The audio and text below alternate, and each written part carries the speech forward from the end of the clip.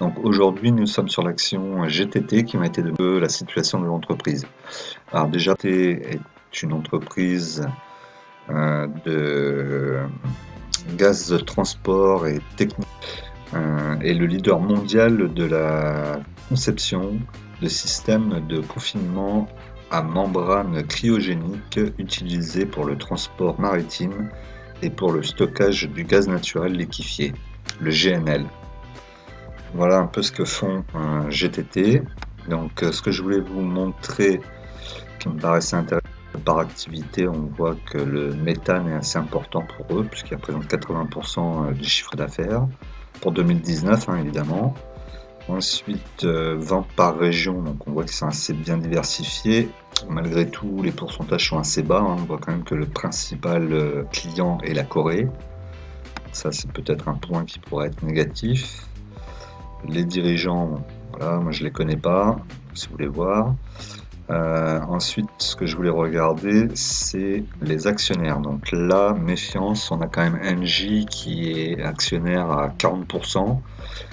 Donc ça, c'est pas forcément le côté positif de l'action. Alors, on est sur les chiffres de l'entreprise, donc GTT. Donc on va regarder la capitalisation, donc 2,520 pour 2021 et la valorisation de l'entreprise est de 2,343 milliards. Donc là déjà on voit qu'elle est cotée un peu trop élevée par rapport au prix de l'entreprise. Puisque la capitalisation, je vous rappelle, c'est le prix de l'action multiplié par le nombre d'actions. Donc forcément très positif. On va regarder s'il y a de la dette qui se rajouterait à ce moment-là. Donc il n'y a pas de dette, il y a de la trésorerie. Donc là, l'action est trop chère pour, en tout cas par rapport au tableau pour l'année 2021. Puis 2, donc on pourrait prendre l'équivalent dans l'énergie. Donc l'énergie 27,78. Bon, c'est principalement les pétroliers et les gaziers. Donc bon, pour le PER, je suis pas sûr qu'il faille prendre dans l'énergie, ça me paraît très décalé. Si c'est le cas, le PER est très bas actuellement.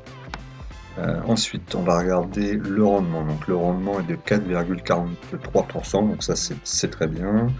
On voit que dans les années passées, on est toujours entre 4 en 2019 pour aller jusqu'à 5,30 en 2017. Ça reste plus ou moins stable, donc ça c'est très bien.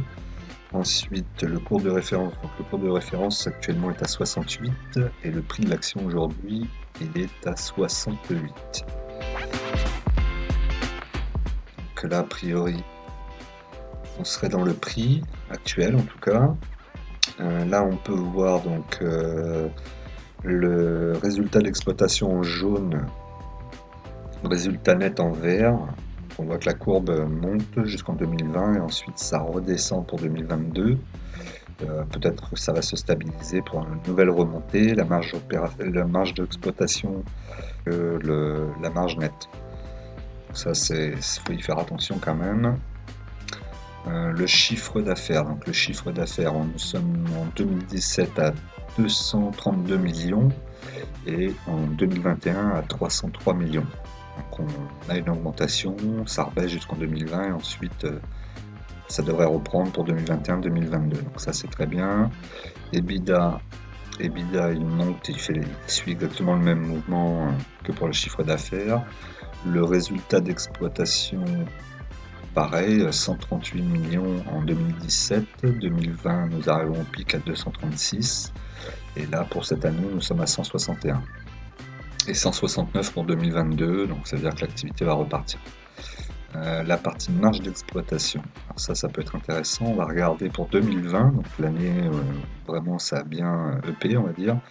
Ils étaient à 59,6 et on voit pour 2021-2022, malgré une baisse de chiffre d'affaires, la marge d'exploitation se maintient quand même au-delà de 50%. Donc c'est plutôt pas mal. C'est-à-dire que l'entreprise est bien gérée. Résultat avant impôt, la même chose. Résultat net, donc le résultat net 2020, 199 millions, pour 2021, 138 millions. La marge nette, on voit qu'elle tient aux alentours de 45 pour cette année, jusqu'à au plus haut 2018 58%. EBITDA. Alors l'EBITDA, nous sommes à 3,75 pour un dividende d'action à 3,01. Là par contre, vous voyez, pour moi c'est peut-être un peu trop élevé. Alors j'ai pris cette action parce qu'elle avait un beau dividende, mais c'est vrai que là elle donne quand même beaucoup de son dividende. Ça va représenter plus de 80% je pense de son dividende. On va regarder juste à côté ici, on le voit. 2021, il est ici, ratio versement de dividende 80%. Donc là, c'est peut-être un peu trop, hein. S'il y a le moindre problème dans la société, ils vont couper le dividende direct, et ça, c'est pas ce qu'on veut. Bon, à voir. Hein, le dividende a toujours été versé depuis 2017, en tout cas. L'entreprise est assez jeune. On voit que des mouvements, hein, quand même, pas très stable. Mais elle a un avantage concurrentiel, donc voilà. Faut investir dessus, mais il faut rester raisonnable. Alors la trésorerie, donc ça par contre la trésorerie c'est plutôt pas mal puisqu'on voit qu'elle remonte 2021-2022.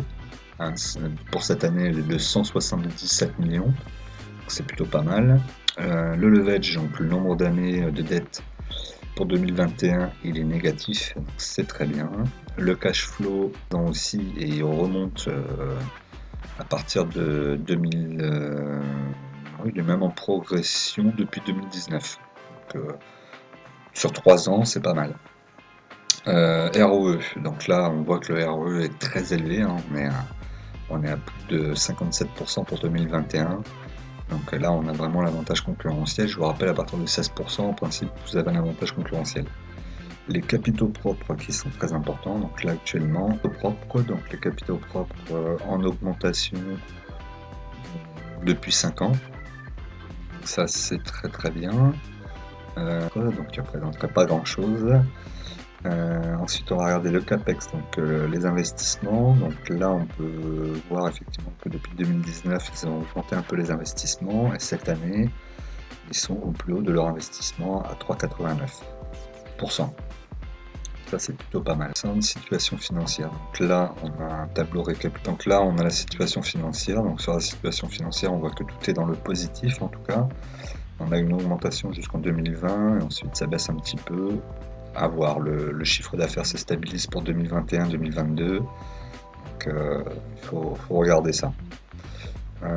Ensuite, on va regarder donc les petits tableaux sur la droite rapidement. Donc, qu'est-ce qui nous intéresse? Le rendement. Donc là, aujourd'hui, le rendement est de 4,43.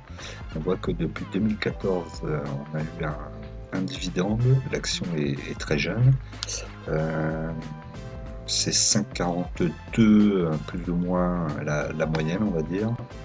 Le PER, est pour 2021 au-dessus malgré tout. Voilà, c'est ce que je vous disais. Donc là ici la partie dividende. Donc là c'est la partie, je trouve un peu trop haute, là 80%, et 2022 on sera à 86%.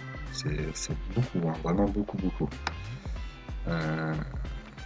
Sur la partie chiffres, on a vu l'essentiel. Maintenant, on va aller voir le graphique. Donc sur le graphique de l'action, donc effectivement, comme on peut voir, hein, ça a salement chuté, on peut dire ça. Puisque là, on voyait que ça progressait. Là, ça a monté un pic à 80, aux alentours des 90. Après, derrière ça, grosse descente. Vraiment une grosse descente à 60, on est descendu jusqu'à 60, hop, ici, on va aller au bout de la mèche. Alors la mèche est ici, ça va bien y aller. Hop, 65,16. Donc effectivement, ça a fait vraiment une grosse chute. Donc là, ici, à 66,40, le support. Et donc ici, nous avons deux résistances, donc une à 71,45 et une à 75,20. Donc pour le moment, on est dans ce range-là entre 71,45 et 66,45. Donc pour le moment, il faut attendre de voir si ça vient vers la résistance, c'est casser la résistance, auquel cas elle repartirait vers la hausse. En tout cas, pour le moment, elle suit bien la moyenne mobile ici. On la voit, hein, les dedans. Les deux autres sont un petit peu plus hauts. On a eu le croisement ici, du coup la cassure, en train de reprendre leur place, on dirait. Si elles reprennent leur place, ça pourrait peut-être amorcer une relance. Quoi qu'il donc, bah forcément sur la première, sur le premier support qui se trouve à 65,45 ici, et ensuite peut-être aux alentours des 60, ici vous avez la mèche, vous la voyez de l'autre côté là-bas, aux alentours des 64, 70. Là ici, là je vous la montre, elle est juste là la mèche. Là, éventuellement, ouais, 64, 70, 64, 66. Voilà ce qu'on pourrait faire, et puis après bah, attendre que ça remonte en de dividendes qui représentent 80% des résultats nets. Donc ça c'est toujours problématique moi je trouve. J'aime bien que la société donne 50-60%, c'est suffisant je trouve. Malgré tout c'est une belle société, comme je vous dis elle a un avantage concurrentiel, ça c'est très important pour elle. Il ne faudrait pas qu'elle le perde dans les prochaines années. Voilà ce que je pouvais vous dire. Donc pour moi belle société, je l'ai en portefeuille, hein. De toute façon je ne vais pas vous dire le contraire. Est-ce qu'il faut rentrer aujourd'hui? Ça c'est à vous de voir, mais moi j'attendrai un petit peu quand même de voir comment elle va se comporter. Hein, là, allez, sur ce, je vous dis à très vite. N'oubliez pas de vous abonner, de liker, de laisser des commentaires et de me proposer une nouvelle action à analyser pour la semaine prochaine. À dimanche!